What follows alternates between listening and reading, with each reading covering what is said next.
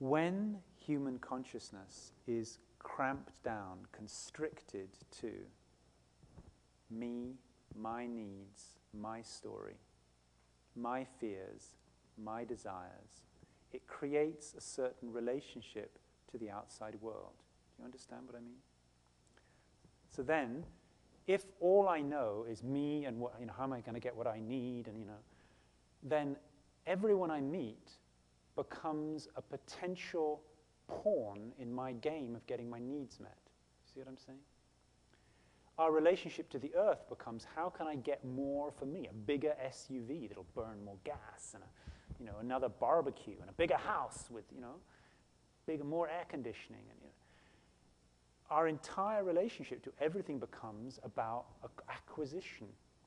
In fact, our economy, our global economy, is fueled by a population, a global population, feeling a sense of lack. Do you understand that? You have billions of people, all with an unspecific sense of lack. They're not quite sure what's missing, but something's missing. And if a lot of people feel that way, you can sell them endless gizmos. It's possible to keep persuading people, just buy this car and you're going to feel better. Look at the people in the ad. They feel better. You can feel better too. Upgrade your house. Put a new tile. Take out a loan. Borrow more money. Upgrade. Get a better airline seat. Get a new computer. Then you'll feel better. That's how advertising works. It relies on the fact that people feel a generic sense of lack and discontent, and so you can sell them stuff so they'll feel better. Do you see what I'm saying? And that's the default setting of human consciousness. This disconnection from our source, from who we really are, a cramping down into a story, and a generic sense of something wrong, a generic sense of like not being at home. Out of that cramped down, constricted state of consciousness, our entire relationship, both individually and collectively, to each other and to the earth, becomes one of acquisition. And consequently, we are willing to use up resources much more quickly than we can replenish them. We're willing to enter into aggressive, conflict-based relationships to other peoples on this earth, because we feel our point of view is more valid than theirs. We're willing to do all sorts of things in the name of separation. We're willing to try and use force to get what we think we want. Does it sound at all familiar? So in one way, we see an earth out of balance, a world out of balance, which requires many different solutions. In another way, all of these things we see are symptoms of a state of consciousness which is simply no longer viable, no longer sustainable, no longer possible, no longer an option. We are seeing now, I would suggest to you, the death throes of a way of being human. We're seeing the death throes of a state of consciousness which inevitably has to self-destruct. It cannot sustain itself any longer. And that process, if that was all that was going on, would be horrendously painful, difficult, tragic. The death of anything is like that. But just like with any death, we are also seeing a rebirth occurring. Just as we see the dying out of an old state of consciousness that no longer is sustainable, we are also seeing the emergence of a new kind of consciousness. And it's the emergence of a new kind of consciousness, I would suggest, that has really no obvious precedent on this planet. We're not seeing everybody become like Buddha or Jesus. No, that's not what I would suggest is happening. We're not seeing lots of people becoming enlightened in the traditional sense of that word. I would suggest to you we're seeing a new kind of consciousness that really requires new maps, requires new definitions, requires a new, fresh view of what's happening. Because pretty much our old concept of enlightenment, of a spiritually evolved state, to some degree involved renunciation. You get what I'm saying?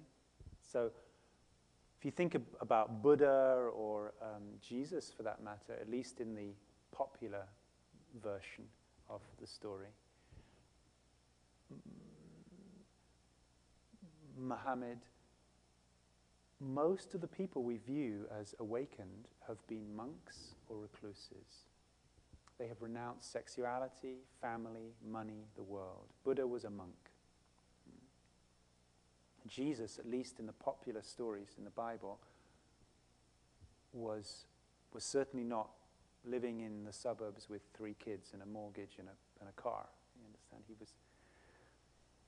So the old maps, the old models of spirituality presented us with a choice: either be in the world and get muddied and dirtied and dragged into the maya, the illusion of all this, or renounce everything and be one with God, but you have to choose.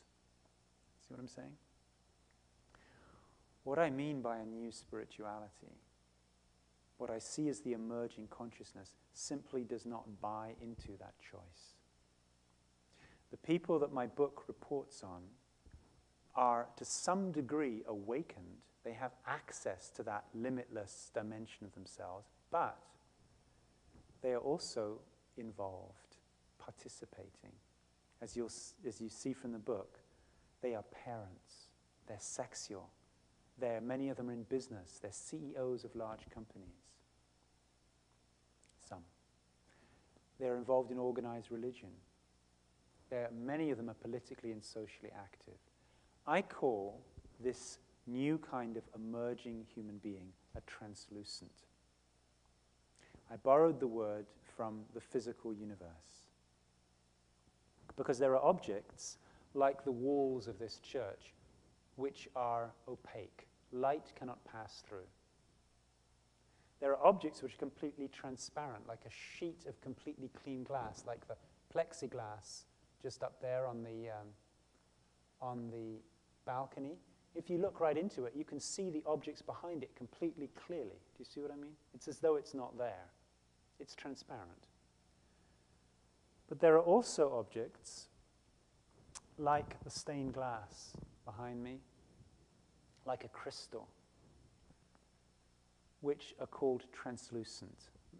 It means if you shine light on them, they appear to glow from within, but they're neither transparent nor opaque. A translucent human being also appears to glow as if from within. They have been lit up by a connection to the limitlessness, to the vastness, but they have in no way turned their back on being human. They're 100% here, ready to participate. When there's an earthquake in Pakistan, these people care. They don't say it's all illusion and maya. When we have politicians elected who don't seem to be altogether reliable, they speak up, they take action, they stand up and take a stand. And this, I would suggest, is a new kind of human being, one who is awake to the limitless, but also fully participating and taking action in the limited.